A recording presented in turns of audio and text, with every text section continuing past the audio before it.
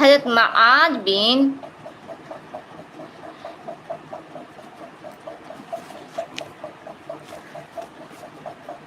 حضرت جابر بن عبداللہ رضی اللہ عنہما فرماتے ہیں کہ جب ہم سفر سے واپس مدینہ آ گئے تو رسول اللہ صلی اللہ علیہ وسلم نے مجھ سے ارشاد فرمایا، مسجد جاؤ اور 2 رکعت نماز پڑھو۔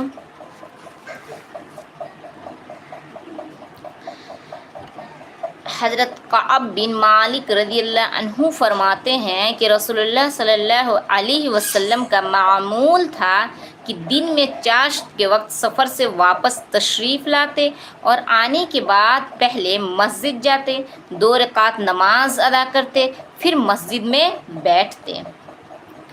حضرت جابر بن عبداللہ رضی اللہ عنہما حضرت جابر بن عبداللہ رضی اللہ عنہما بیان کرتے ہیں کہ رسول اللہ صلی اللہ علیہ وسلم ایک غزوہ پر جانے لگے تو ارشاد فرمایا، مہاجرین و انصار کی جماعت، تمہارے بھائیوں میں سے کچھ لوگ ایسے ہیں جن کے پاس نہ مال ہے نہ ان کے رشتہ دار ہیں، اس لیے تم میں سے ہر ایک ان میں سے 2 یا 3 باتیں کو اپنے ساتھ ملا لیں۔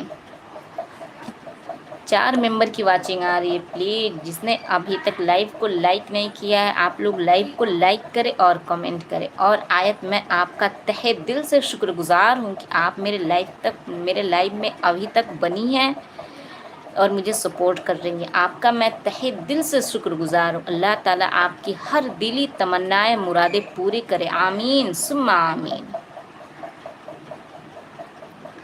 حضرت مطعم بن مقدام رضی اللہ عنہ فرماتے ہیں کہ رسول اللہ صلی اللہ علیہ وسلم نے ارشاد فرمایا، آدمی جب سفر پر جانے لگے تو سب سے بہتر نایاب جسے وہ اپنے اہل و عیال کے پاس چھوڑ کر جائے وہ 2 رکعت ہے جو ان کے پاس پڑھ کر جائے۔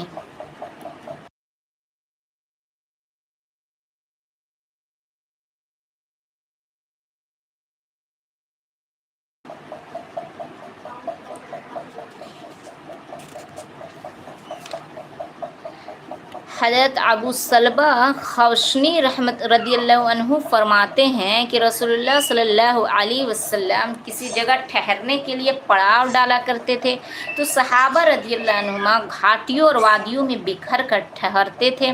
رسول اللہ صلی اللہ علیہ وسلم نے ارشاد فرمایا، تمہارا یہ گھاٹیوں اور وادیوں میں بکھر جانا شیطان کی طرف سے ہے جو تم کو ایک دوسروں سے جدا رکھنا چاہتا ہے۔ اس ارشاد کے بعد رسول اللہ صلی اللہ علیہ وسلم جہاں بھی ٹھہرتے تمام صحابہ اکٹھے مل جل کر ٹھہرتے، یہاں تک کہ انہیں ایک دوسرے سے قریب قریب دیکھ کر یوں کہا جانے لگا کہ اگر ان سب پر ایک کپڑا ڈالا جائے تو وہ ان سب کو ڈھانپ لے۔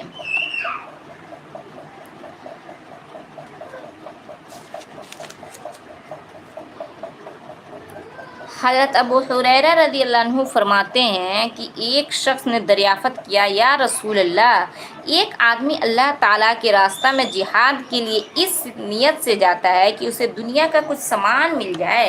رسول اللہ صلی اللہ علیہ وسلم نے ارشاد فرمایا، اسے کوئی ثواب نہ ملے گا۔ لوگوں نے اس کو بہت بڑی بات سمجھا اور اس شخص سے کہا کہ تم اس بات کو رسول اللہ صلی اللہ علیہ وسلم سے دوبارہ پوچھو، شاید تم اپنی بات رسول اللہ صلی اللہ علیہ وسلم کو سمجھا نہیں سکے۔ اس شخص نے دوبارہ عرض کیا، یا رسول اللہ، ایک آدمی جہاد میں اس نیت سے جاتا ہے کہ اسے دنیا کا کچھ سامان مل جائے گا۔ آپ صلی اللہ علیہ وسلم نے ارشاد فرمایا، اسے کوئی ثواب نہیں ملے گا۔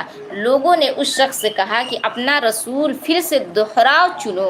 اس شخص نے تیسری مرتبہ پوچھا۔